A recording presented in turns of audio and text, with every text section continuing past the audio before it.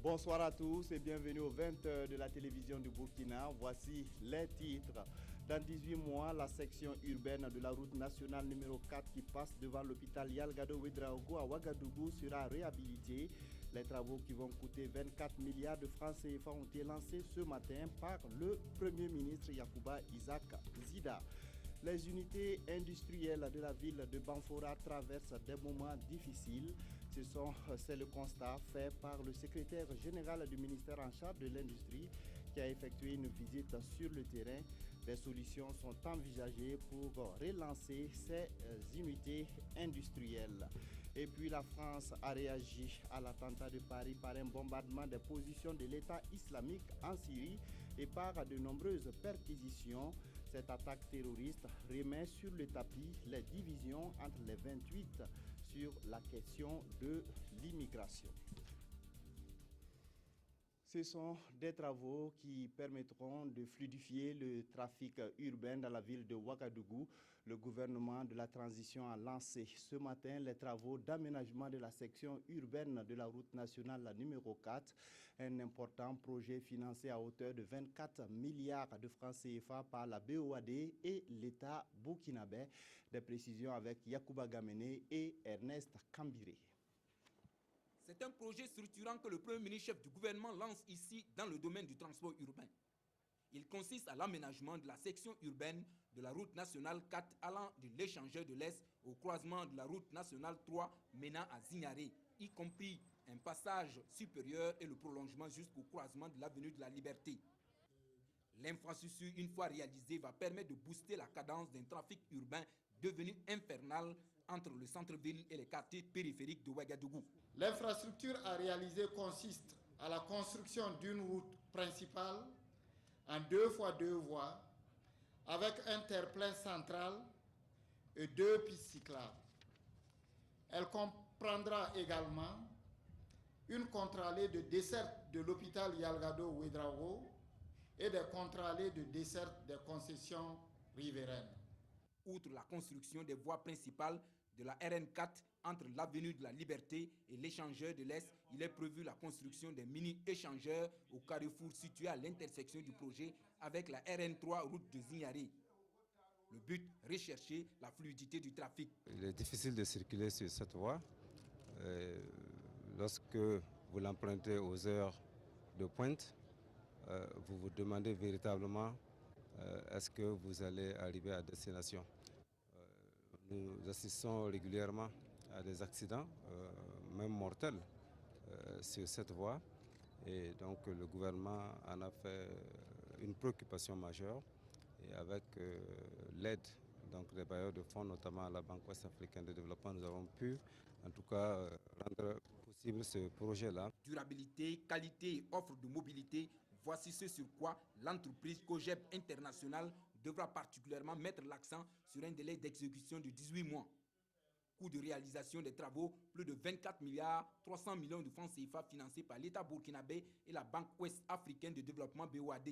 Nous souhaiterons que l'ensemble des travaux se déroulent conformément aux règles de l'art et à toutes les dispositions prévues dans le cadre du marché en cours. Et pour permettre de livrer l'infrastructure dans les délais requis, le chef du gouvernement appelle les populations riveraines et celles exerçant des activités aux alentours au respect strict de toute injonction qui viendrait à leur être lancée. Les unités industrielles de la ville de Banfora et de Orodara sont confrontées à d'énormes difficultés, excepté Dafani. C'est le bilan établi après la tournée du ministre de l'Industrie et du Commerce dans cette localité. Le point avec Lamine Karantao et Karim Sissé. Les unités industrielles de Banfora, comme la Sotriabé, la Minoterie du Faso et la SN Sosuko, traversent des moments difficiles. La SN Sosuko fermée pour cause de grève des agents qui demandent le départ du directeur général. À la Sotriabé, c'est un arrêt de travail depuis 2014 du fait du coût élevé de la matière première. Et la Minoterie du Faso, toujours en réhabilitation. Le gouvernement a fait un effort en nous donnant le nécessaire pour réhabiliter les machines. Donc il nous reste maintenant un effort pour nous permettre de commander le blé pour lancer la production véritablement. Si tout semble être sombre à Banfora, Ce n'est pas le cas à Orodara avec Dafani. Ici, l'entreprise se porte à merveille. Beaucoup d'efforts ont été faits pour que la société puisse se relever. Et depuis 3 ans, nous avons un fonctionnement tout à fait normal. Nous avons des ventes qui ne cessent de croître. Le secrétaire général du MECA dit avoir pris bonne note des doléances. Sébristan nous promet qu'elles seront étudiées au cas par cas. Si nous voulons vraiment avoir des entreprises concurrentielles, il faut un tout. Il faut qu'elles développent de bonnes stratégies commerciales. Il faut qu'elles soient vraiment battantes. Il faut que, bien entendu, l'État les accompagne, surtout avec la fraude. Après Banfoura et Orodara, la délégation se rendra à Bobo-Dioulasso, toujours dans le but de s'enquérir des réalités dans ces unités. Le ministère de l'Économie et des Finances forme ses cadres pour une meilleure maîtrise des réformes introduites dans la gestion des finances publiques. La formation est assurée par l'ENAREF en partenariat avec l'Université Senghor d'Alexandrie et le CERMAPAD. Alassane Zéo, Bouma Ernest Nebier. Au nombre de 20, les participants à cette formation viennent de l'Inspection générale des finances et de la Direction générale des marchés publics et des engagements financiers. Ce renforcement des capacités opérationnelles des cadres du ministère de l'Économie et des Finances en matière de contrôle et de gestion des finances a pour but de leur permettre de mieux maîtriser les nouvelles réformes introduites par le gouvernement de la transition dans la gestion des finances publiques. Les contrôleurs financiers, dans le cadre de cette réforme-là, seront amenés à faire du contrôle a priori, ce qui est classique, mais également du contrôle a posteriori, mais ils doivent surtout émettre des opinions sur la qualité de la gestion des ordinateurs. La formation est assurée par l'Université Senghor d'Alexandrie en collaboration avec l'ENAREF et le CERPAMAT, le Centre de recherche panafricain en management pour le développement. Nous avons 3 unités d'enseignement. La première unité d'enseignement concerne le management et la gestion publique. Et la deuxième unité concerne l'audit basé sur les risques. Et la troisième, c'est le contrôle de gestion basé sur les risques. La formation dure 12 mois et elle est sanctionnée à son terme par un master et certificat professionnel en audit et contrôle de gestion basé sur le risque dans le secteur public. À jour J, -13 de la tenue des élections couplées présidentielles et législatives du 29 novembre, la CENI forme ses coordonnateurs. Au nombre de 375, ils sont chargés de la transmission des résultats par VESAT des centres communaux de compilation vers la base de la CENI à Ouagadougou. Objectif, réussir l'opération qui permettra une proclamation rapide des résultats crédibles et acceptés de tous. Mokhtar Ouedraogo, Jérémy Ouedraogo et Nyarki Teda. Ils sont au total 375 coordonnateurs à renforcer leurs capacités.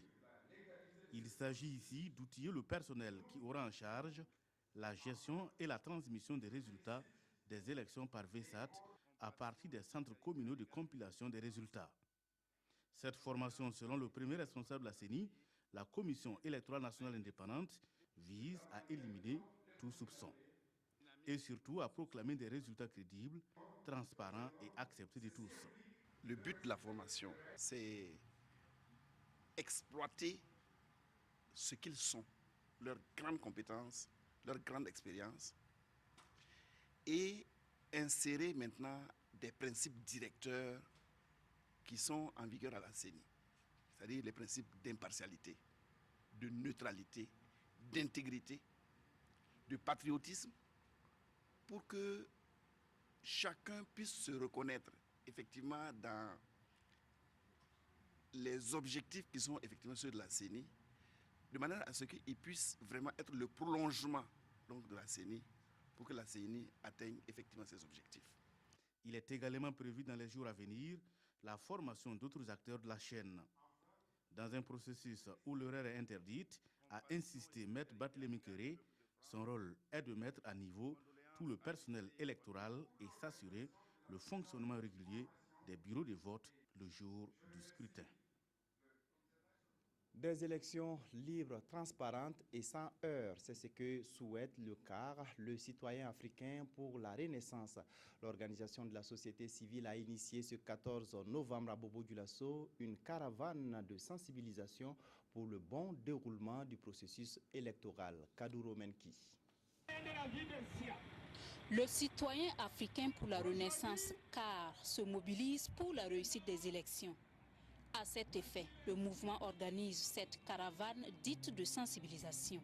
D'abord, nous allons sensibiliser sur le vote en tant que tel, comment voter. Ensuite, le langage parlé lors des campagnes. Nous avons quelque chose à dire aux politiciens. C'est leur devoir d'apaiser les élections. Pour se faire entendre et toucher le maximum de population, le CAR opte pour la communication de masse. Nous avons un circuit à suivre. Nous allons prendre les grands artères de la ville de Bobo-Dioulasso et les endroits où nous allons rencontrer le monde, ça veut dire le grand marché, qu'il soit le grand marché. Partout où on peut rencontrer le monde, on y sera ce soir. Le citoyen africain pour la Renaissance invite les populations à demeurer mobilisées pour les élections, et ce, du début jusqu'à la fin du processus. La Chine-Taïwan, dans le cadre de son projet riz pluvial, a réalisé des bas-fonds rizicoles dans le Houé et la Comoé. Les initiateurs du projet et des responsables du ministère en charge de l'agriculture se sont rendus sur place pour voir comment ces bas-fonds sont exploités. Le point avec Moumouni Baro. Produites sur une superficie d'1,25 hectare dans la plaine aménagée de Bama, les deux variétés de riz, la TS2 et la FKR 19, constituent la sémence de base. Ces variétés sont résistantes et ont un fort potentiel de rendement selon les chercheurs. C'est pourquoi le programme Riz pluvial a choisi de mettre un accent particulier sur ces variétés pour résoudre le problème de l'insécurité alimentaire au Burkina Faso. Pour ne pas rater chaque année la campagne agricole, il faut mettre à la disposition des producteurs des semences de qualité. La question de famine, ça persiste, ça existe toujours. Donc on voudrait, à travers toujours un projet comme ça, accompagner le Burkina Faso à résoudre pour assurer la sécurité alimentaire. Un autre bas-fond situé à Saki, dans le département de Péni. Les visiteurs se sont rendus sur ce site pour constater de visu l'effort des producteurs. Et comme soutien, ils ont remis aux producteurs du matériel agricole et d'intrants pour améliorer la productivité. Nous sommes très contents. C'est une première fois que des autorités quittent à 32 km venir dans une brousse comme ça, là, venir rendre visite à des producteurs. Ici, nous avons un potentiel de 500 hectares. Nous n'avons pu aider que l'aménagement de 30 hectares. 500 hectares, ça veut dire qu'il y a du potentiel. Une autre étape, mais cette fois-ci dans la Comoé, sur le site de bas-fond aménagé de Kagassa dans la commune de Sidéradougou. Le riz est presque à terme et la moisson est annoncée pour bientôt. L'accroissement de la production du riz reste un défi majeur à relever au Burkina Faso. Et la Chine-Taïwan se dit toujours prête à soutenir le Burkina Faso en expertise et en matériel agricole dans le but de réduire le volume d'importation du riz estimé à plus de 200 000 tonnes par an. L'association Watinoma s'investit dans la promotion d'une agriculture sans produits chimiques. Elle a organisé à Koubri la première édition de la fête de la récolte bio. Des précisions avec Nongba Kouda, Oumar Zombré et Nyarkiteda. Chants, danse, théâtre et dégustation de mets ont marqué cette première édition de la fête de la récolte bio. Elle vise à promouvoir l'agriculture traditionnelle, une agriculture sans apport chimique et qui aurait ses avantages selon les initiateurs. C'est très important de cultiver sans les produits chimiques, par exemple, qui nous tuent premièrement la terre, qui nous tuent nous-mêmes, qui tuent même notre eau qu'on a en bas, et qui après 6 ans, tu ne peux même plus utiliser ton terrain. Le bio, c'est sain, ça veut dire que c'est sans chimique. Pour cette première expérience, 3 hectares ont été emblavés par une 50aine de femmes et chacune d'elles a récolté environ 50 kg de niébé, maïs, sésame et autres. Nous avons dans ce projet 50 bénéficiaires. Ce sont des parents d'élèves, des élèves qui fréquentent notre école. Tout ce qu'ils ont récolté, c'est pour eux, sauf une partie qui sera destinée à la cantine scolaire. La fête de la récolte est le fruit de la coopération entre l'association Watinoma au Burkina et en Italie. Les promoteurs espèrent que cette pratique prônée à travers le projet va faire école pour la préservation de l'environnement. Avant le démarrage des festivités, une minute de silence a été observée à mémoire aux victimes des attentats de vendredi dernier à Paris. C'est demain que les étalons jouent leur destin dans les éliminatoires à la Coupe du Monde Russie 2018. Pour espérer continuer l'aventure, il faut impérativement gagner contre le Bénin. Dans quel état d'esprit se trouvent les poulains de Gernot Rohr? La réponse avec Lassina Savadogo. Battu 2-1 à Cotonou jeudi dernier au match aller, l'équation est bien posée pour Gernot Rohr et ses poulains. La solution pour les étalons est de battre les écureuils de Bénin dans le jardin du stade du 4 août. Chaque match est différent. Là, on sera chez nous. On n'aura peut-être pas l'animosité qu'on a connue là-bas, ni par rapport à l'échauffement de nos remplaçants, ni par rapport à l'arbitrage. Je pense que là, on peut miser sur notre jeu. À l'avant-dernier entraînement, le groupe était quasi complet. Charles Caboret est de retour. Seul forfait, Jakari Diakone en délicatesse avec son genou. L'intensité est là dans les exercices et une implication des joueurs qui porte à croire que le coup est jouable ce mardi soir. Si notre équipe est bien concentrée, bien motivée, si elle a la patience tout en allant tout de suite quand même à un pressing très haut pour marquer ce premier but le plus tôt possible, je suis très confiant dans mon équipe et persuadé qu'on pourra faire la qualification. Il faut marquer au moins un but. Ça ne sera pas facile. Les Béninois vont venir avec beaucoup de confiance et beaucoup d'envie. Maintenant, c'est à nous de savoir comment les prendre et puis déjà faire un bon match, les déstabiliser et se qualifier parce que c'est important pour nous et c'est important pour le moral. Une solidarité de corps et d'esprit et une efficacité seront nécessaires pour continuer à rêver de Russie 2018. Les étalons seront-ils capables? La réponse ce mardi sous le coup de 20h. La Fédération burkinabé de football et l'Union nationale des supporters des étalons accordent leur violon pour former l'union sacrée autour du 11 national. À cet effet, les responsables des deux structures ont rencontré les supporters venus des 4 coins du pays et de l'extérieur. C'était ce matin à Ouagadougou. Le compte-rendu est de Jérôme Tiendrebego. Les étalons traversent une période difficile et c'est maintenant qu'ils ont le plus besoin de nous. C'est pourquoi, au nom de la Fédération burkinabé de football, je lance un appel à l'union sacrée autour de notre 11 national. L'appel du président de la Fédération burkinabé de football a eu écho favorable auprès des supporters des étalons.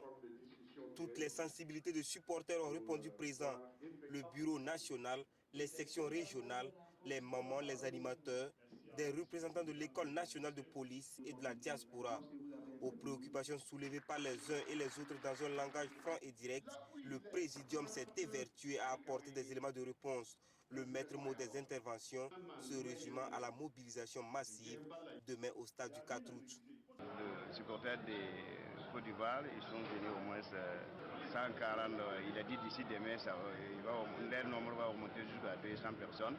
Bon, nous ici, il y a trentaine de supporters de diaspora de Lomé aussi, ils disent qu'ils sont en route. Donc, toutes les 13 raisons, ils ont dit que leur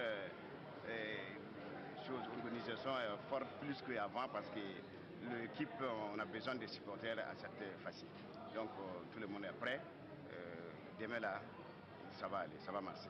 Avec la gratuité des entrées voulues par le gouvernement de la transition, l'UNSE espère simplement un stade du 4 août plein pour pousser Charles Caboret et ses camarades à la qualification pour les matchs de poule. Le bilan des attentats de Paris s'est alourdi et fait état de 132 morts. Paris a réagi par de nombreuses perquisitions dans les banlieues parisiennes et par les bombardements des positions de Daesh à Rakat en Syrie. Une messe a été dite en hommage aux victimes. Les 28 plus divisés que jamais sur la politique commune d'immigration après les attentats de Paris. La découverte d'un passeport de réfugiés syriens près d'un kamikaze au Stade de France alimente ces divisions. Les enquêteurs insistent, impossible pour l'heure de déterminer si ce document appartenait à un djihadiste ou à une victime. Il pourrait également s'agir d'un faux. Réaction du ministre grec de l'immigration. Ce serait une erreur de lier les terroristes à la question migratoire, dit-il. Les réfugiés ne devraient pas souffrir des conséquences de ce drame.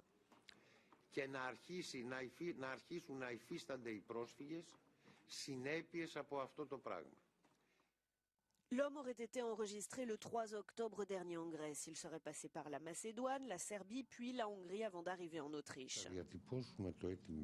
Ce que nous demandons, c'est que le flux migratoire soit surveillé dès le terrain turc, avant que les réfugiés n'arrivent en Grèce.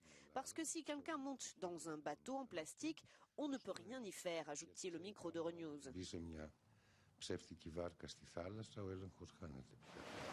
Plus de 800 000 migrants sont arrivés en Europe par la mer depuis le début de l'année, en majorité depuis le Moyen-Orient. Et l'Allemagne table sur l'accueil de près d'1 million de réfugiés à elle seule cette année. C'était donc un reportage sur les divisions entre les 28 pays de l'Union européenne qui sont divisés sur la question de l'immigration après la découverte d'un passeport syrien près d'un kamikaze qui était donc à l'origine d'une explosion près du Stade de France. On revient donc sur le bilan des attentats de Paris qui s'est alourdi et fait état de 132 morts. La France a réagi par le bombardement des positions de Daesh à Raqqa en Syrie. Plus d'1 millier de personnes étaient réunies hier en la cathédrale Notre-Dame de Paris pour rendre hommage aux victimes des attentats. Parmi les anonymes, la maire de la ville, Anne Hidalgo, l'ancien président Valéry Giscard d'Estaing, les anciens premiers ministres François Fillon et Alain Juppé, ou encore le président de l'Assemblée nationale, Claude Barthelone. Le fait d'être là, c'est juste se recueillir et d'avoir une pensée pour ces enfants, pour ces jeunes et pour ces blessés aussi qui sont entre la vie et la mort. Voilà. Et c'est surtout ne pas céder à la haine et à la tentation de rejeter l'autre. J'ai ressenti un profond sens de l'humanité, ajoute ce Nord-Irlandais. Tout le monde n'était pas catholique, pas de la même religion, mais cela a rassemblé les gens. Je pense que c'était respectueux, il y avait un sentiment de communion. Tous ont répondu à l'appel de l'archevêque de Paris, André XXIII. Et justement, les attentats de Paris sont c'est le principal donc, sujet traité par les journaux, lu pour nous par Issa Lankwande. Attentats de Paris, les quotidiens reviennent largement sur ce vendredi sanglant qu'ont vécu les Français. Des attentats qui ont fait 129 morts et plus de 350 blessés et revendiqués par l'État islamique. Soudain, la multinationale de la violence a frappé en plein cœur de la capitale française, écrit aujourd'hui au Faso. C'est un uppercut d'une violence inouïe qui a laissé la France et les pays occidentaux groggy, au point de forcer le président Hollande à décréter l'état d'urgence et à réinstaurer les contrôles aux frontières. Ce vendredi 13, l'ombre tant redoutée de Thanatos a plané sur Paris et devant une telle hécatombe, l'on ne peut que s'incliner devant la mémoire de ces innocents êtres humains. Mais, précise aujourd'hui au Faso, cela ne fait que rappeler ce qui se passe quotidiennement sous d'autres cieux à Maïdougouri, Fotokol, Damasak ou encore N'Djamena, où Boko Haram sème la mort de façon similaire. L'une des pires dates de l'almanach des mordus de la paraskevidécatriaphobie, la phobie du vendredi 13, au bilan effroyable selon l'observateur Palga. Plus que jamais, la France est dans l'œil du cyclone de Daesh, écrit l'Obs, qui rappelle que 2015 aura assurément été une année horrible pour l'Hexagone, frappé déjà en janvier et qui a dû subir de mémoire de son histoire la pire attaque djihadiste. Avec ces attaques, la France paye pour sa politique, note Le Pays, elle qui, au nom de la démocratie, a déclaré la guerre au terrorisme en s'incrustant avec ses alliés en Irak, en Libye et encore plus récemment en Syrie. Reste maintenant à savoir comment sortir de ce guêpier, s'interroge le journal. Et page triste de ce journal, a décédé le 14 novembre dernier. François Condé, technicien en service à la RTB2 Boucle du Mouhoun, a été inhumé ce dimanche 15 novembre à Dédougou. Le point avec Yves Rwamba et Siriki Milogo. C'est ici au cimetière route de Tionki qui repose désormais notre collègue François Condé. Né le 2 septembre 1958 à Dédougou, l'homme que le ministère de la Communication pleure a intégré la RTB en 1979. Il servira successivement à Radio Bobo, Radio Gawa de 1987 à 2001, avant d'être affecté en octobre 2001 à la RTB de Boukoul du Mouhoun, où il a servi jusqu'à sa disparition. Ce que je retiens de l'homme, c'est qu'il est avant tout sociable. Condé est sociable. Il ne garde pas quelque chose au cœur. S'il a quelque chose à vous dire, il vous dit. Ce qui m'a toujours marqué de lui, c'est surtout la solidarité, l'amour, l'estime qu'il a pour les autres. De l'homme, on retiendra qu'il fut un agent disponible, dévoué et serviable. En 2001, François Condé reçoit la distinction de chevalier de l'ordre des mérites burkinabé. Il est élevé au rang d'officier de l'ordre des mérites en décembre 2014. Un agent très dévoué. Et c'est d'abord un aîné que nous sommes venus trouver dans le métier. Il n'a pas hésité de nous montrer vraiment le chemin à suivre près d'agents exemplaires. Le samedi 14 novembre 2015, ce technicien chevronné a rangé Nagra et dictaphone à jamais, laissant derrière lui une veuve et 2 orphelins inconsolables. François Condé repose en paix et que la terre du Burkina te soit légère. Et toutes nos condoléances à la famille éplorée. C'est ainsi que s'achève cette édition. Merci de l'avoir suivi.